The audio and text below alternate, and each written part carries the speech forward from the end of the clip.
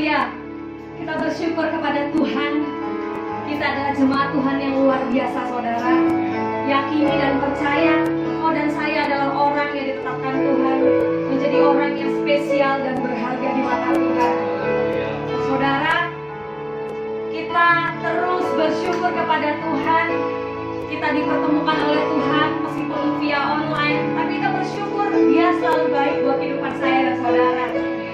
Oleh boleh diingat, kita ibadah via online sebelum Paskah sampai hari ini tepat pada hari kenaikan Yesus Kristus. Tuhan Yesus tetap baik buat hidup saudara dan saya. Penyertaan Tuhan nyata buat dia, buat saudara. Dia nyata buat saudara. Dan biarlah lewat momen ibadah kita hari ini, pada hari kenaikan Yesus Kristus, kita boleh mengingat kembali pengorbanan Dia yang begitu besar buat hidup kita, saudara. Lewat ibadah kita hari ini, kita merenungkan Tuhan Yesus, Dia yang dari sorga datang ke bumi dan akan kembali ke sorga untuk menjemput kita, saudara, dengan caranya yang sama saat kita melihat Dia saat naik ke sorga. Jadi mari persiapkan diri kita yang terbaik buat Tuhan. Lewat penyembahan kita, lewat ucapan syukur kita yang terbaik buat Dia, kita akan datang kepada Tuhan. Kita akan menyembah Dia yang hidup. Kita akan menyembah Yesus yang telah mati, bangkit, dan naik hidup untuk kita. Mari kenaikkan ucapan syukurmu buat Tuhan kita yang hidup. Dialah Allah, Alfa dan Omega. Dia yang awal dan yang akhir untuk hidup kita. Naikkan ucapan syukurmu buat Yesus. Kami mau hidup untuk Engkau, Tuhan. Hidup kami untuk penyembahan-Mu. Hidup kami untuk persembahan-Mu, Yesus.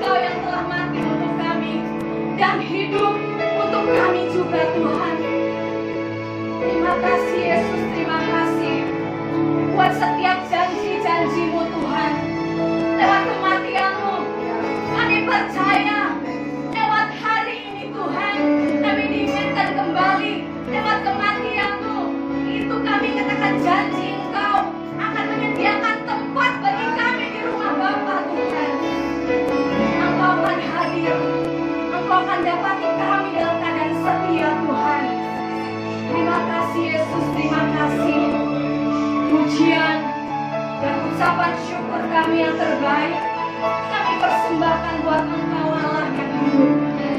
Terima kasih Allah kami yang luar biasa. Dan kami akan bersorak-sorai dan memperayakan Tuhan akan kebangkitan-Mu, akan kenaikan Engkau Yesus hari ini. Kami akan bersorak-sorai sebab kami tahu Engkau telah dikalahkan dalam hidup kami. Terima kasih Yesus, terima kasih.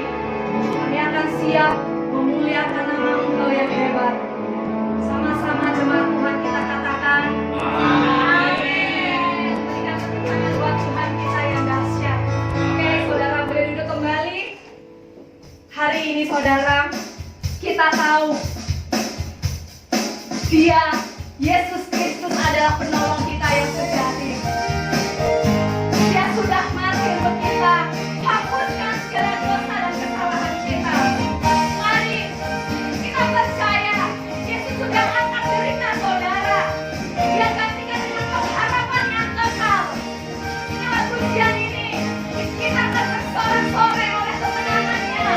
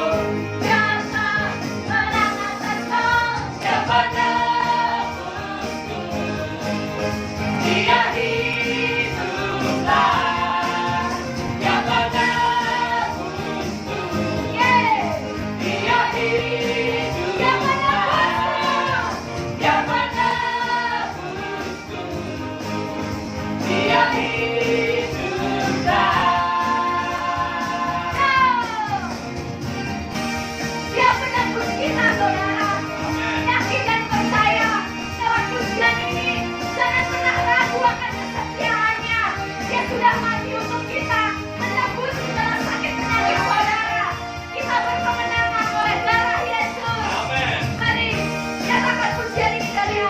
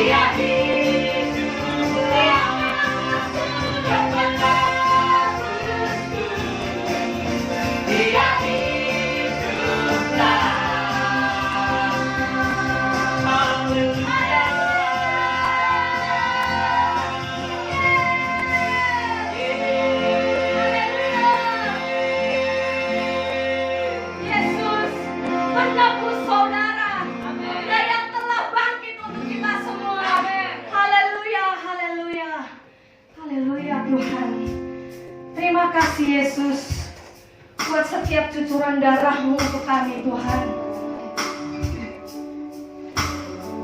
Kami bersyukur lewat hari ini Tuhan, momen kenaikan-Mu Yesus, kami melihat betapa besar kasih-Mu akan umat manusia Tuhan. Engkau Allah yang ditinggikan, dimuliakan, dan Kau meninggalkan Roh Kudus-Mu untuk kami Tuhan, sebagai penghibur umat manusia. Jadi tidak ada alasan untuk kami berdiam diri, bersedih, sebab kami tahu Roh Kudus-Mu ada dalam hidup kami hari ini Tuhan. Terima kasih Yesus. Mari naikkan pujian ini. Haleluya. Engkau yang kami tinggikan. Yesus Tuhan ditinggikan.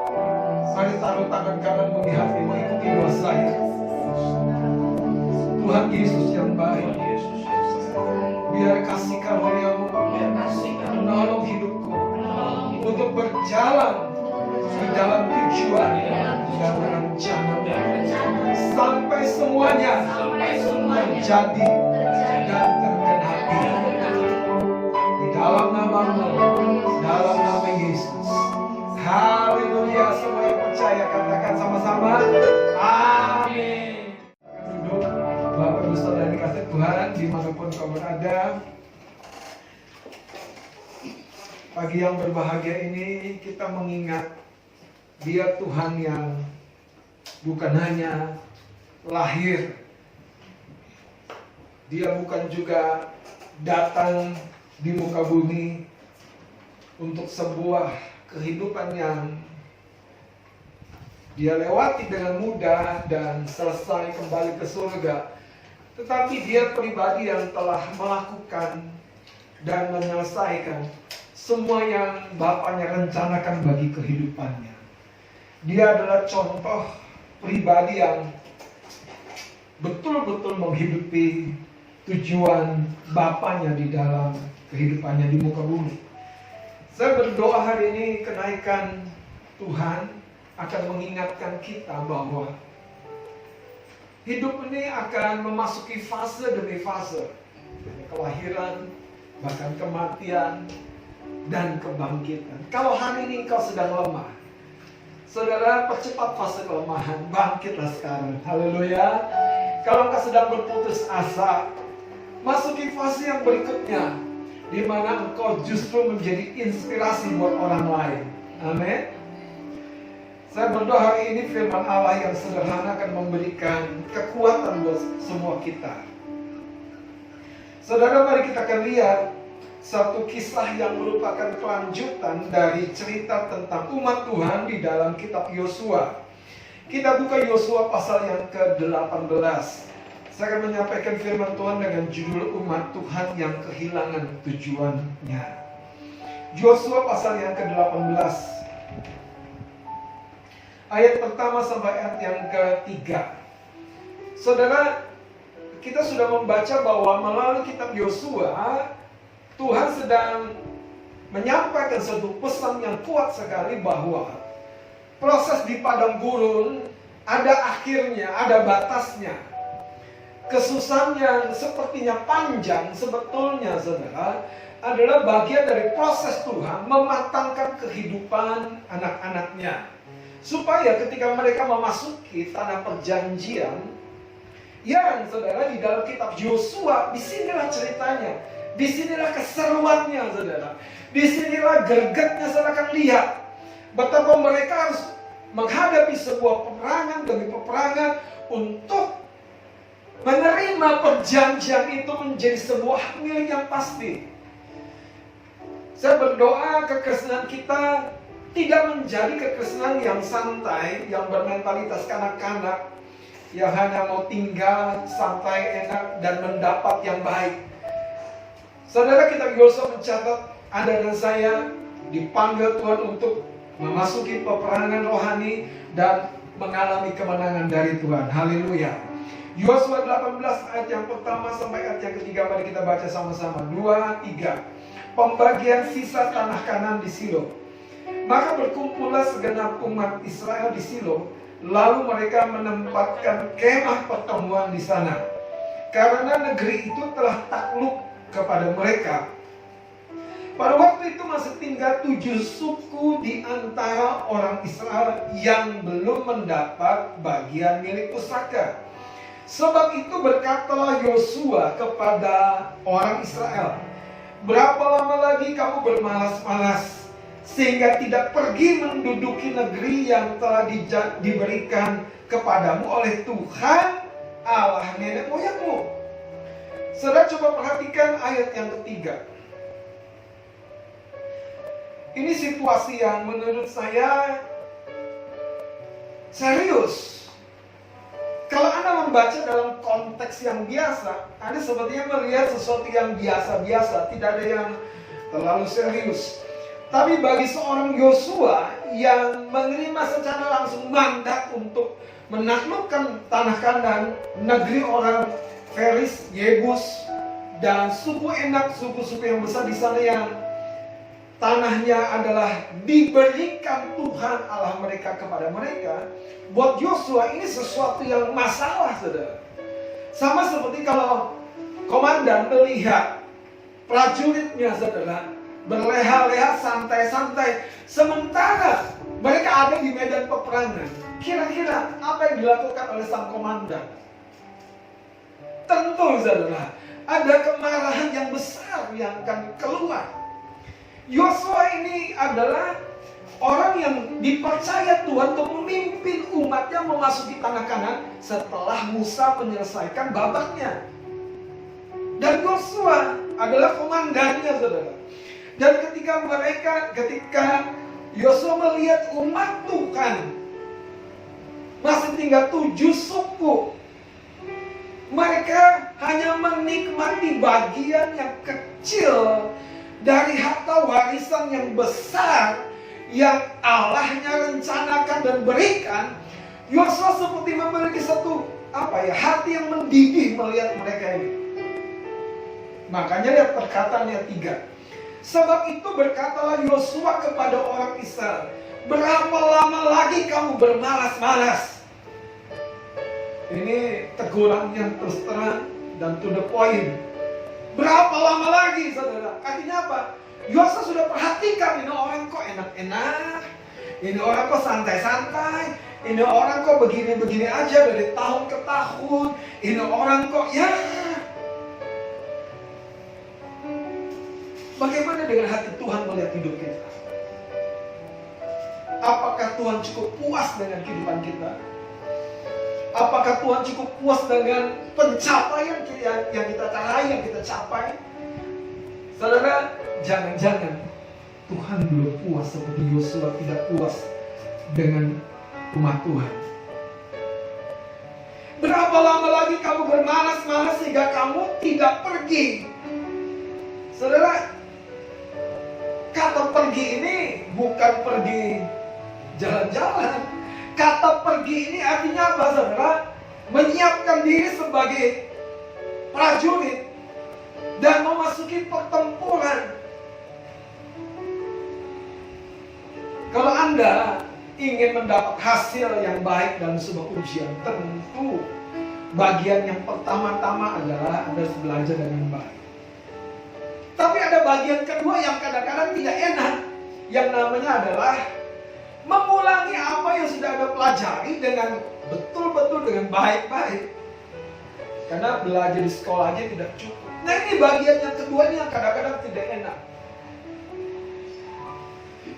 Saudara, umat Tuhan sudah sampai di satu titik di mana mereka dapat tinggal, dapat menikmati sebuah persekutuan yang intim, kebersamaan dengan keluarga mereka. Tapi sayangnya itu bukan tujuan dan rencana Tuhan yang sesungguhnya buat mereka. Haleluya.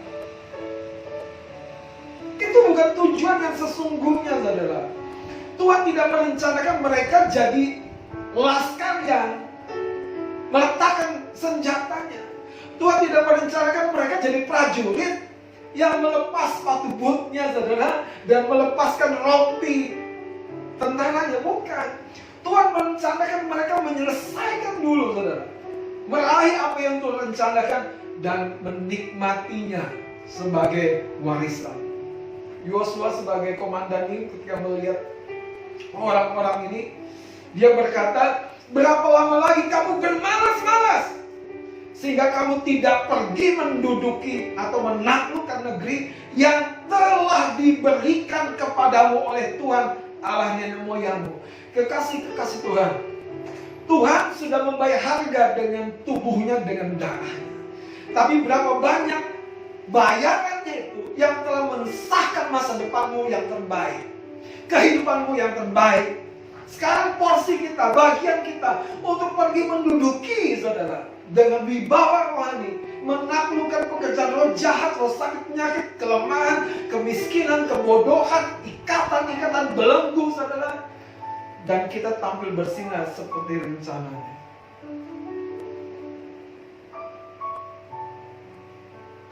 Sebelum saya menyampaikan dua hal, dua faktor yang sederhana yang saya lihat ini yang mengikat umat Tuhan di sana, yang membuat mereka tidak segera pergi. Coba lihat pada ayat yang pertama. Kita mencatat begini, maka berkumpullah segenap umat Israel. Saudara, enak gak gereja kalau kumpul-kumpul? Enak sekali. Tapi jangan lupa Matius 28 ayat 19 dan 20, Tuhan kita berkata, pergi, beritakanlah Injil. Itu bukan tawaran. Mau gak kamu pergi? Bersedia gak kamu pergi? Ada waktu gak pergi? Saudara, setiap perintah dari Tuhan itu selalu di dalamnya ada kesanggupan yang akan membuat kita mampu mengkondisikan apa yang menghalangi mandatnya tergenapi. Kenapa? Karena dia sudah menyelesaikannya. Kenaikannya di surga itu, saudara, adalah fase berikutnya ketika dia telah bangkit dan bersama-sama dan di antara murid-muridnya sekian hari. Haleluya. Saudara, sayang sekali mereka telah kehilangan tujuan yang orisinil. Mereka telah kehilangan tujuan yang sesungguhnya. Mereka menikmati kemah Tuhan pada waktu itu. Mereka kumpul. Tapi Tuhan bilang, ini belum waktunya. Pernah nggak Anda tiba di satu rest area, saking enaknya rest area difasilitasi, ada taman bermain, ada air mancurnya, ada apa namanya, tempat ngopinya, ada kafenya. Terus Anda bilang begini, kita nggak jadi yuk ke tempat ke tujuan rekreasi yang semula, kita di rest area aja nih. Kalau Anda seperti saya yang suka ngopi, Anda akan bilang gini, Bang, ada Starbucks-nya nggak? Oh ada, wah cocok. Terus Anda lupakan itu tujuan yang tadinya direncanakan. Anda tiba di rest area. Tiba-tiba rombongan di sana tanya, udah sampai mana? Sampai rest area. Ngapain? Menikmati. Saudara, hidup ini memang udah dinikmati. Tapi bagian yang terpenting adalah Anda harus tahu, sudah sampai di mana? Haleluya. Haleluya. Sesuatu bagian yang pertama, saudara, apa yang membuat umat Tuhan kehilangan tujuan yang sejati? Ini yang bisa terjadi dalam banyak kehidupan kita. Cukup sederhana. Mereka telah sampai kepada titik yang namanya kepuasan semu. Mereka telah sampai pada satu titik yang namanya kepuasan semu. Ada banyak orang sudah cukup makan, cukup minum, cukup tinggal. Mereka lupa hidup mereka bukan hanya cukup, Tuhan mau limpahkan supaya mereka diberkati dan menjadi berkat. Mereka bukan sekedar belajar Alkitab, mereka perlu bertekun dalam iman sampai iman itu menjadi terang, saudara. Anda bukan hanya terima nasihat, tapi Anda menjadi sebuah pesan, sebuah nasihat buat orang lain. Hari-hari ini, jangan-jangan kita sudah tiba pada titik yang namanya rasa cukup yang semu. Saudara, ingat tadi di Yosua 18, masih tinggal 7 suku dari 12. 7 suku, bagian yang lebih besar. Menurut saya, saudara, jangan-jangan inilah mentalitas banyak orang. Yang penting aku udah bisa begini, bisa begitu. Tapi mereka lupa bahwa mereka diselamatkan untuk membawa yang lain mengalami keselamatan.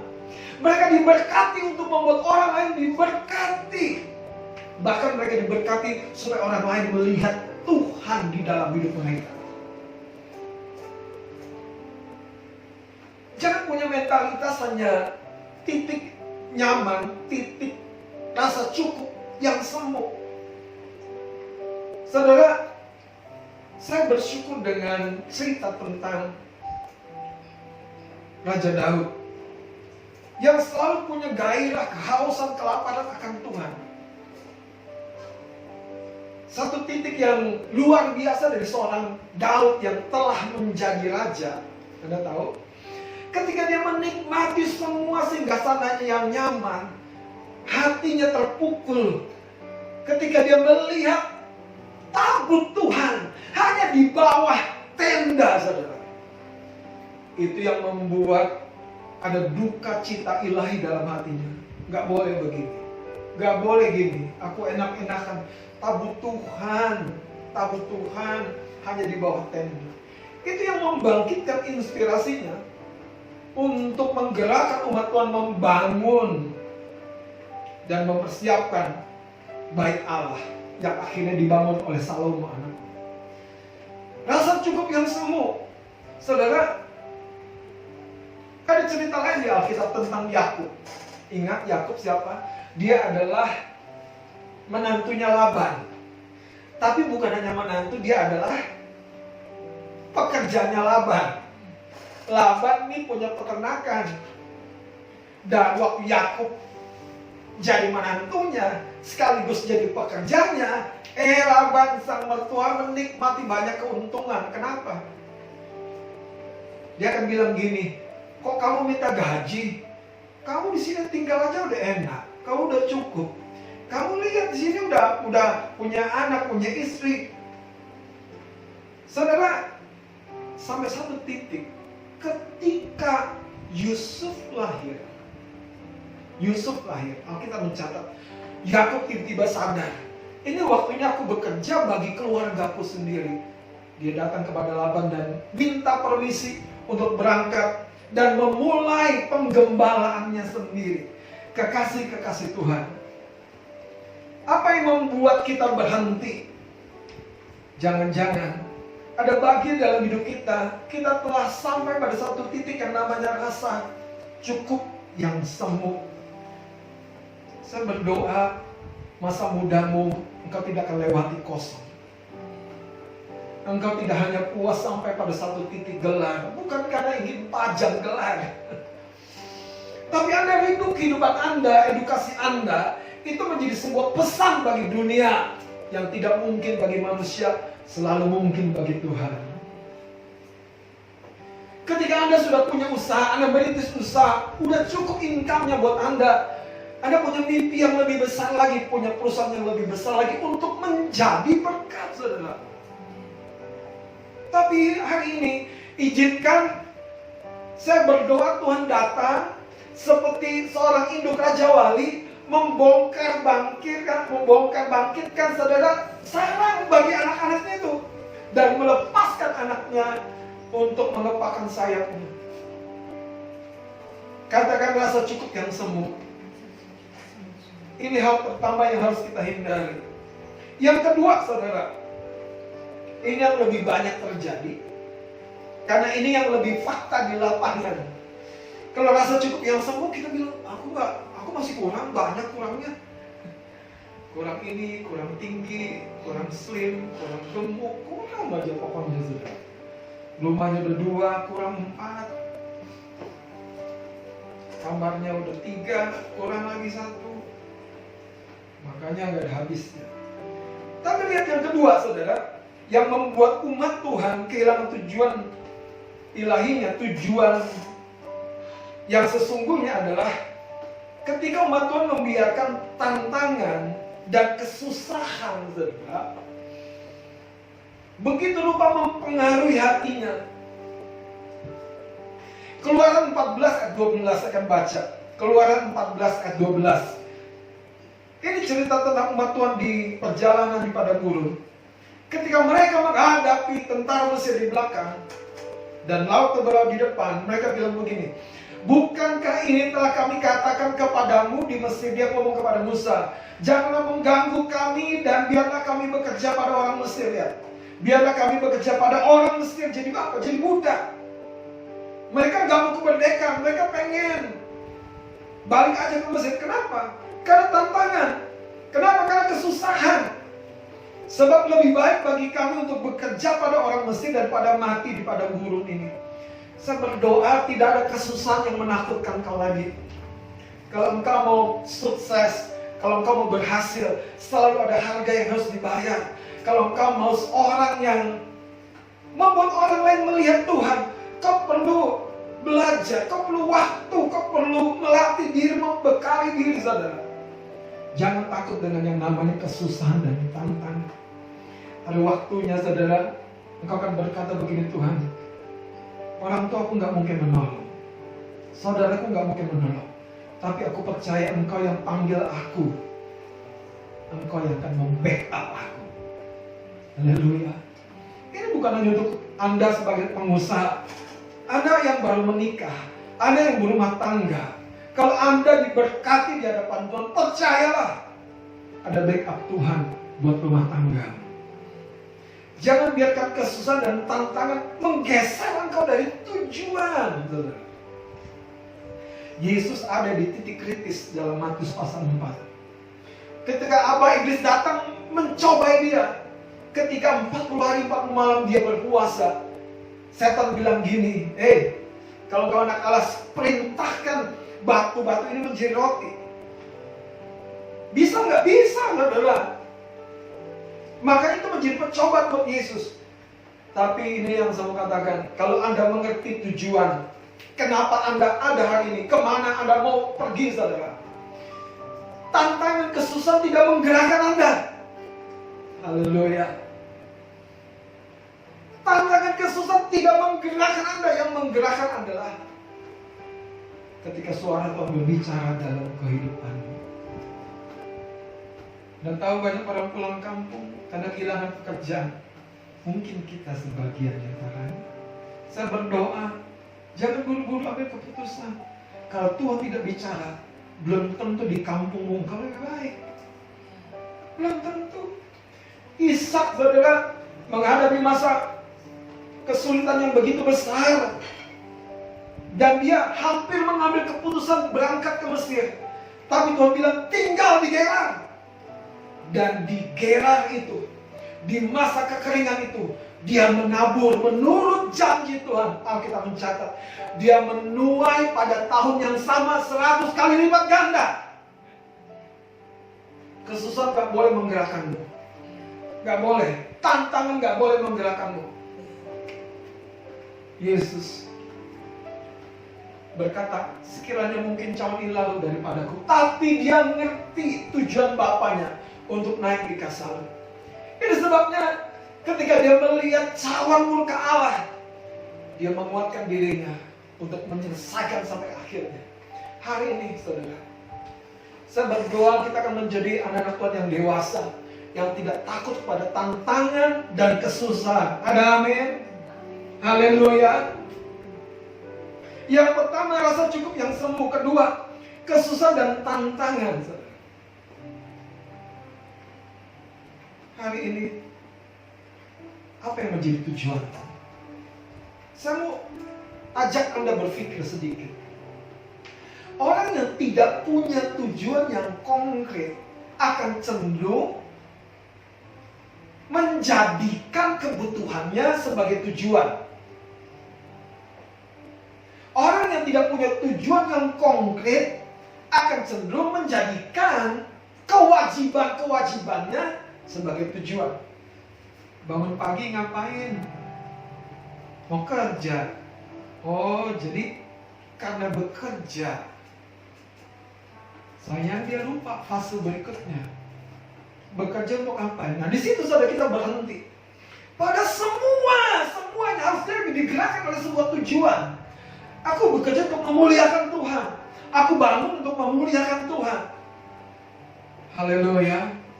Yang terakhir yang kita perlu catat. Kalau demikian, apa yang harusnya kita tanamkan di dalam hati kita?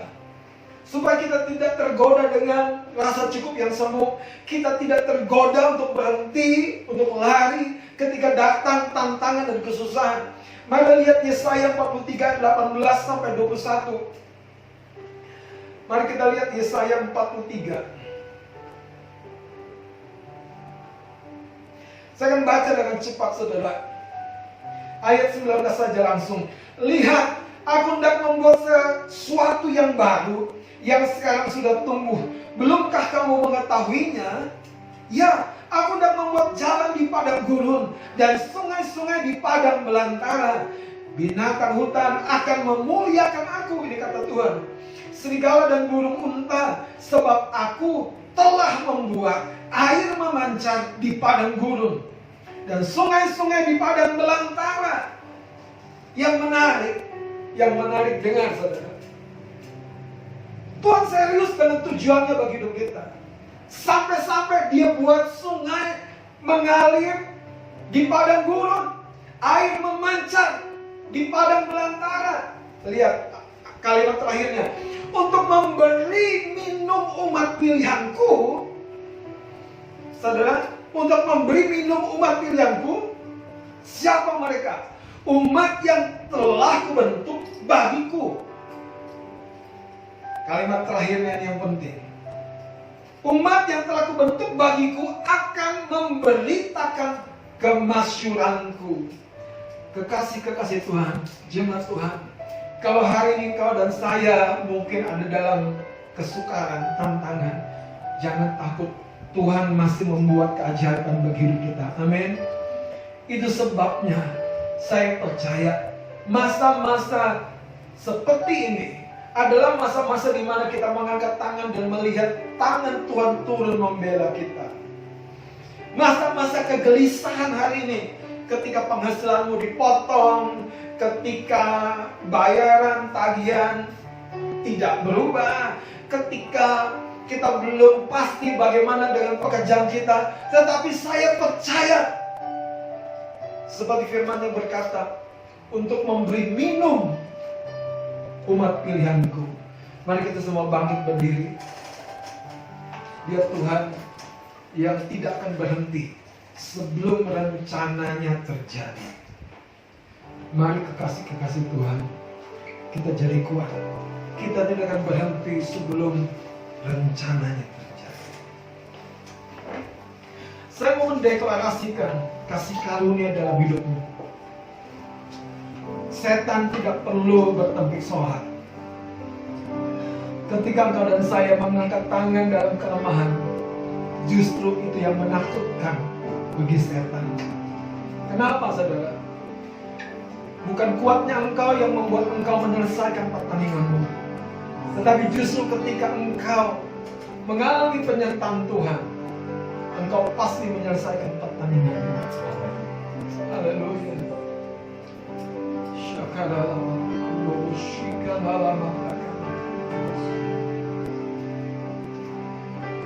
Terima kasih ya Allah. Terima kasih Tuhan. Terima kasih.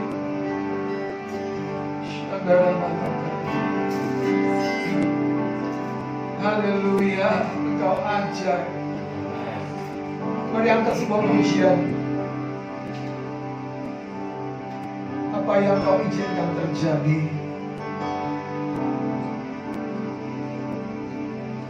Apa yang Kau izinkan terjadi?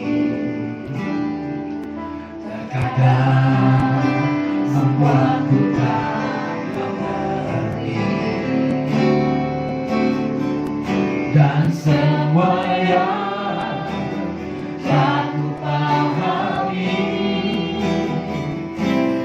namun tanganmu menyertai.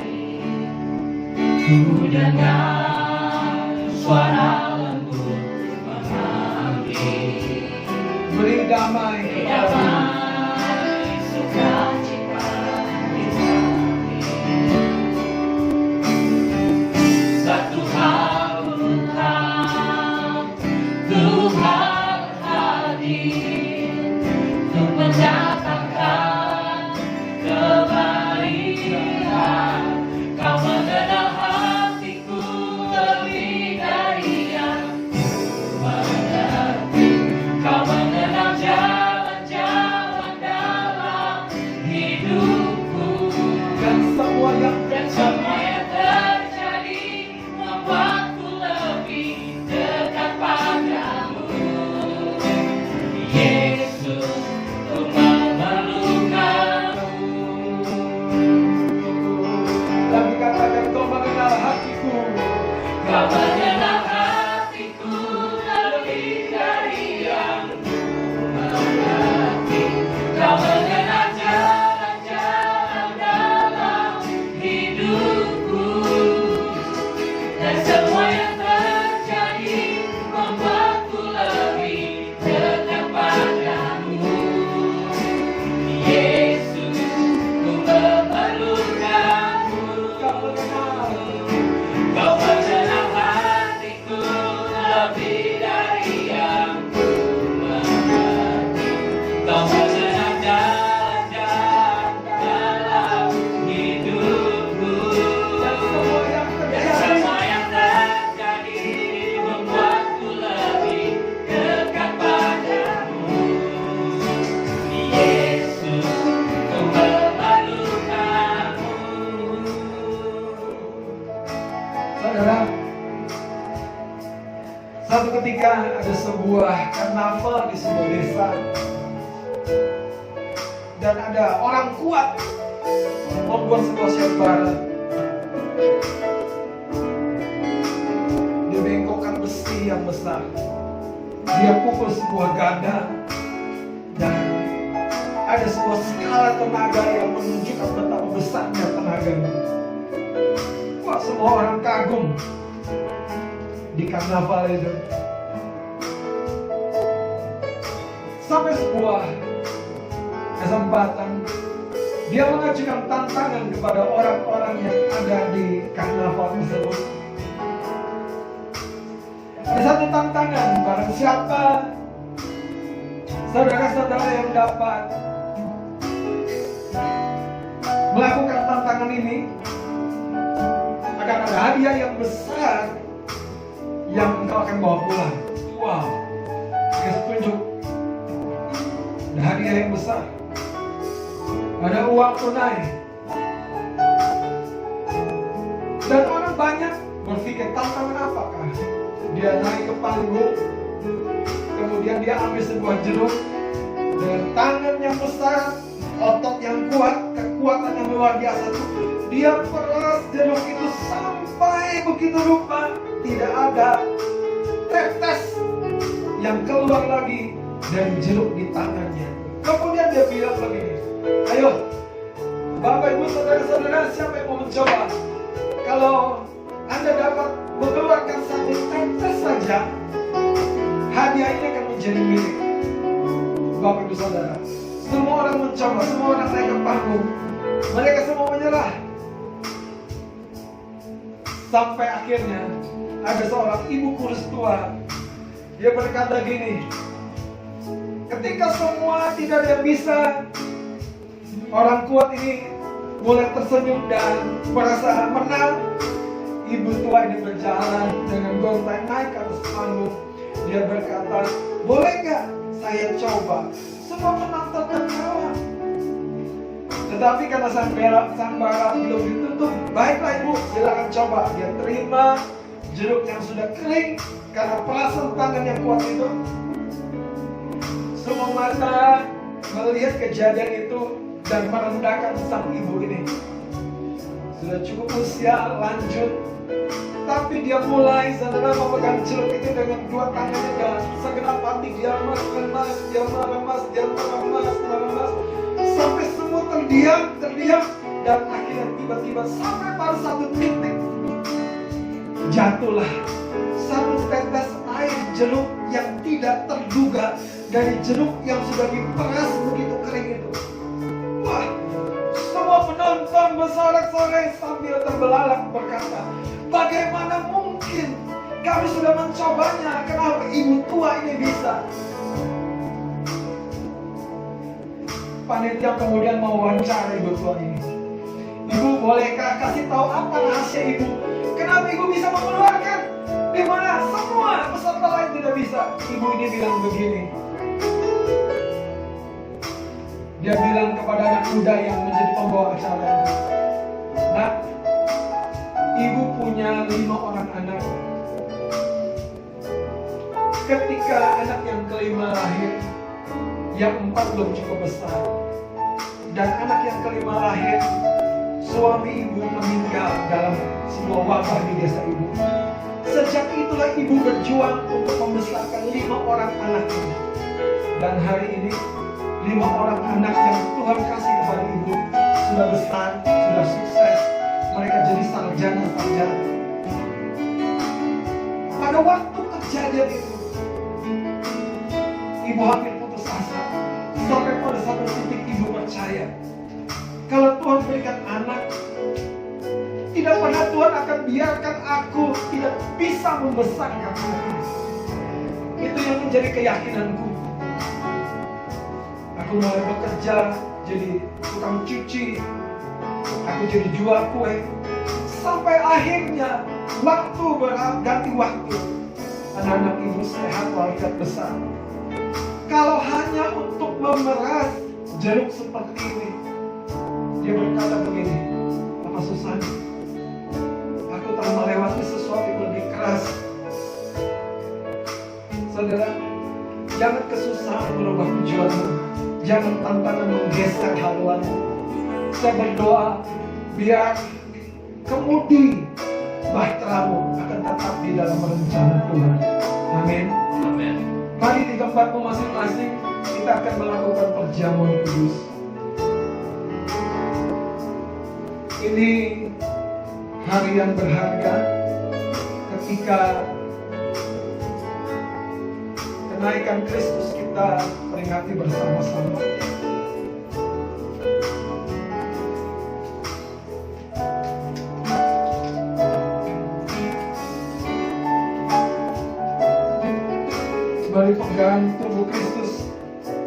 dan darah Kristus di tanganmu. Dimanapun kau berada, hari ini ada sebuah pesan besar. Tuhan belum selesai. Dia masih memperjuangkan hidupmu. Seperti dia memperjuangkan kehidupan Lazarus. Dari kematian pun dia mampu membangkitkanmu.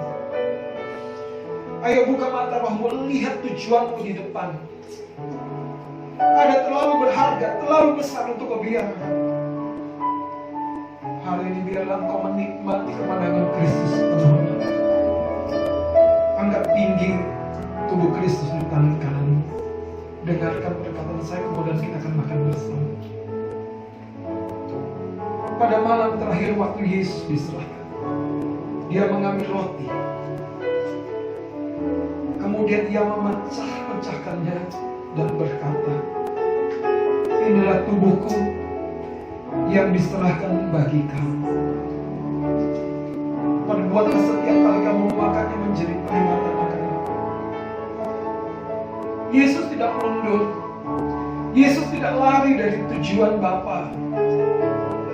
Yesus tidak menghindar dari kesusahan. Hari ini biarlah kekuatan dan kasih karunia Tuhan turun atas setiap engkau yang percaya kepadanya. Bapa, terima kasih untuk tubuh Kristus. Kami mau makan dengan percaya, dengan iman. Di dalam nama Yesus Kristus, mari makan bersama-sama. Dalam nama Yesus.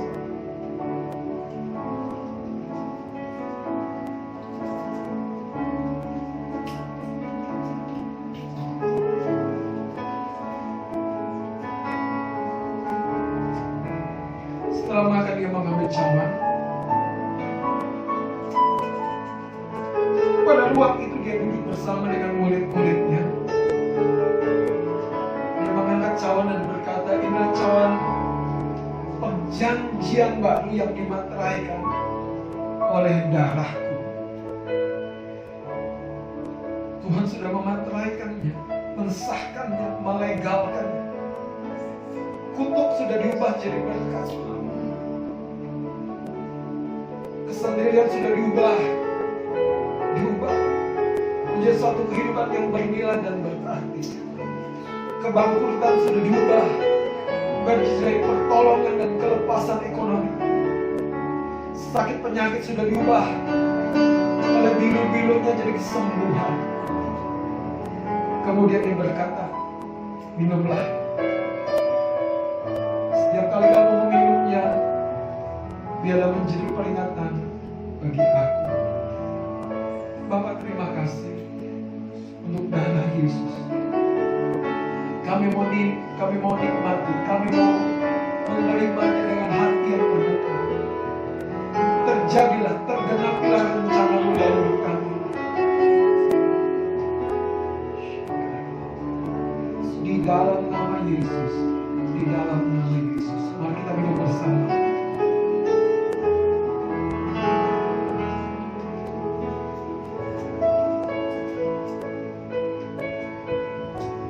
Mari angkat tangan kanan, ikuti doa saya. Pagi hari ini tidak ada hal yang terlalu sukar bagi Tuhan untuk membela hidupku, untuk membuat hidupku jadi kemuliaan bagi namanya. Sebagai orang muda, sebagai orang tua, sekalipun aku masih baru, sekalipun aku banyak tidak mengerti, sekalipun aku sepertinya biasa-biasa, tapi Tuhan punya rencana besar dalam hidupku. Hari ini aku membuka hatiku. Jadilah rencana-Mu. Biar tujuan-Mu Tuhan tergenapi dalam hidup. Di dalam nama Yesus. Di dalam nama Yesus. Dalam nama Yesus. Kau mengenal hatiku lebih dari yang Kau mengenal jalan-jalan dalam hidupku. Dan semua yang terjadi membuatku lebih dekat padamu. Yesus, ku memerlukanmu. Kau mengenal hatiku lebih dari yang lagi.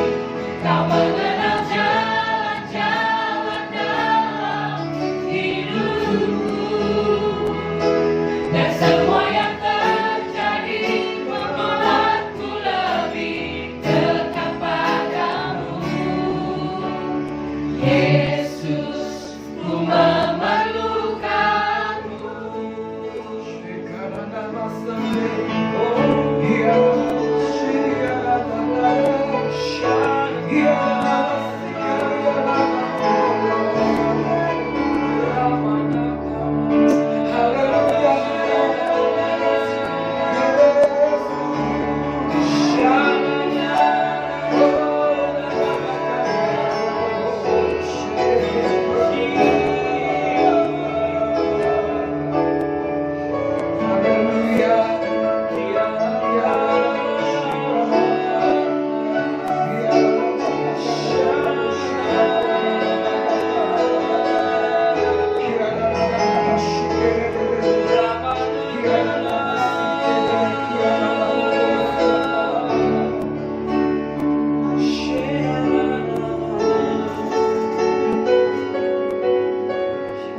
Dengarkan perkataan Tuhan, saya mau menyampaikan pesan Tuhan.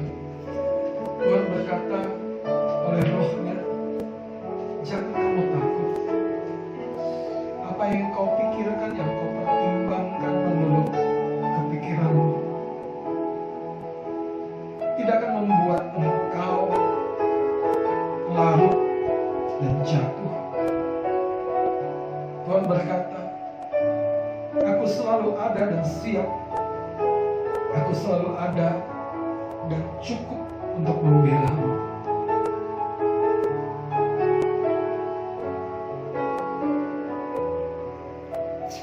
Ada tangan Tuhan di dalam kehidupanmu.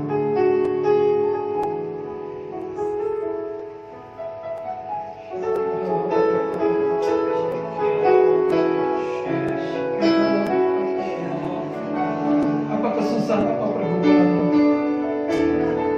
Tadi ada sesuatu yang ilahi bekerja. Kasih karunia Tuhan akan dilepaskan, sehingga kau akan melewati kesusahan-kesusahan yang besar. Perkataan Tuhan, jangan takut, jelas, jangan takut. Artinya Tuhan memberikan sebuah jaminan, Tuhan memberikan sebuah kepastian. Mari taruh tangan kananmu di dadamu. Bapa, apapun pergumulan umatmu, hambamu berdoa hari ini, kuatkan, bangkitkan. Aku berdoa, biar kami tidak berhenti pada kepuasan yang semu. Biar kami tidak berhenti karena kesulitan dan tantangan. Kami tidak mundur.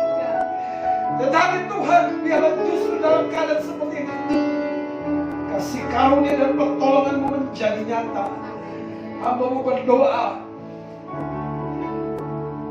seperti firman-Mu, terjadilah. Engkau membuka mata air dari gunung batu yang tidak mungkin menjadi mungkin. Engkau buat sungai-sungai pada gunung, pada belantara. Biarlah pertolongan yang ajaib terjadi bagi orang-orang yang berharap dan percaya kepada-Mu. Di dalam nama Yesus.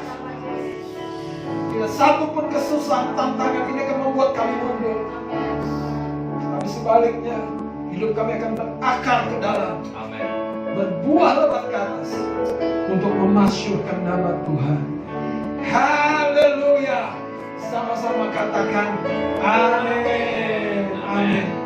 Puji Tuhan, Tuhan Yesus memberkati.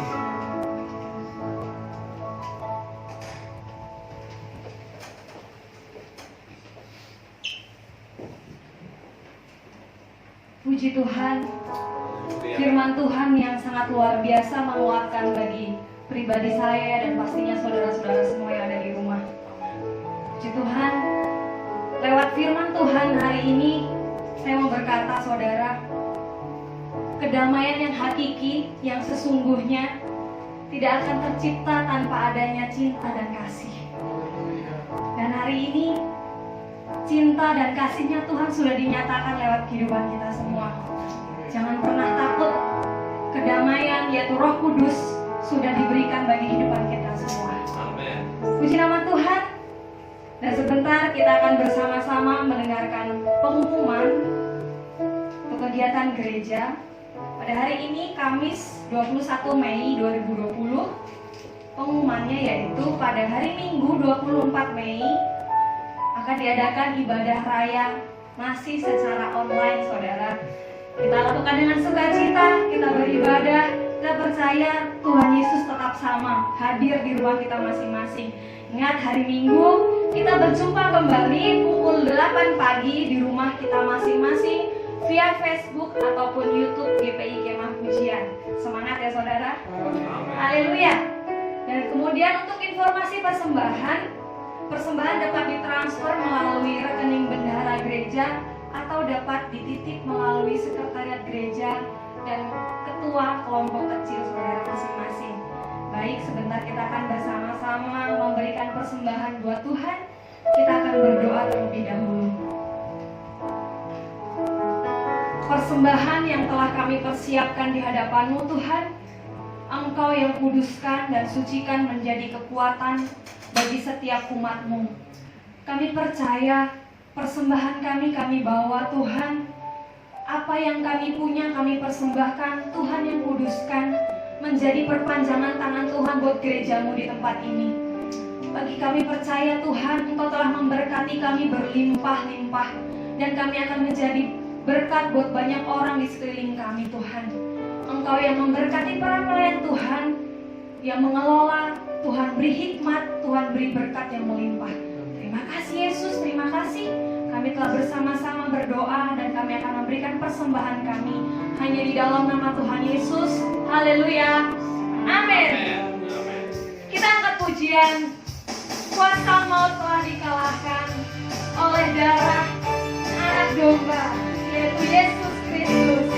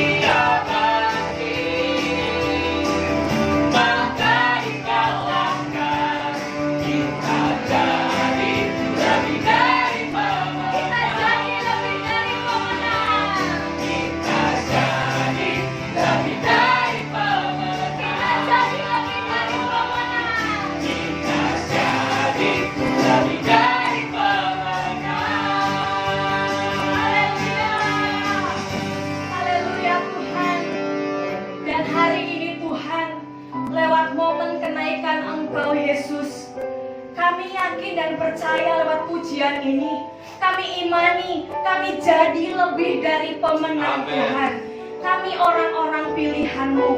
Lewat kebenaran firman-Mu hari ini, kami sangat dikuatkan Tuhan, untuk kami tidak akan takut menghadapi kehidupan kami di depan, sebab kami percaya Tuhan memberikan pengharapan yang baru bagi setiap orang yang Amen. yakin dan percaya kepada Tuhan. Hari ini Tuhan, Engkau telah memberkati kami. Terima kasih Yesus, terima kasih. Dan pada kesempatan hari ini Tuhan, kami berdoa untuk setiap iman dan kebangkitan setiap umat-Mu, jemaat GPI Kemah Pujian Tuhan. Kami berdoa di tengah-tengah umat-Mu ada ketenangan, ada kekuatan, serta damai sejahtera bagi umat-Mu. Di tengah-tengah kondisi seperti ini Tuhan, kami percaya Tuhan tetap sama, menyertai kami, memberkati kami dengan limpahnya Tuhan, dengan kekayaan Yesus yang miliki. Terima kasih Yesus, terima kasih. Kami juga mengangkat tinggi tangan kami Tuhan. Kami berdoa ada kesadaran dan iman yang tumbuh bagi setiap kami. Ada firman-Mu. Kami menjadi jemaat Tuhan yang mencintai kebenaran firman-Mu. Ada kekuatan yang baru setiap hari Tuhan. Kami pegang firman-Mu terjadi, tergenapi dalam kehidupan kami dan keluarga kami Tuhan. Terima kasih ya Roh Kudus. Kami juga berdoa Tuhan buat pemimpin kami yang kami kasihi Tuhan. Kami berdoa buat Bapak dan Ibu Gembala beserta keluarga besarnya. Hikmat, berkat yang limpah Kau berikan bagi mereka Tuhan. Ada ketenangan, ada damai sejahtera, berkat-berkat baru Kau nyatakan bagi keluarga ini Tuhan. Kami percaya lewat perkataan hamba-Mu akan banyak orang berbalik dan menyembah Tuhan. Terima kasih Yesus, terima kasih. Kami bersyukur dan sebentar kami akan bersama-sama menerima berkat Tuhan lewat hamba-Mu Tuhan.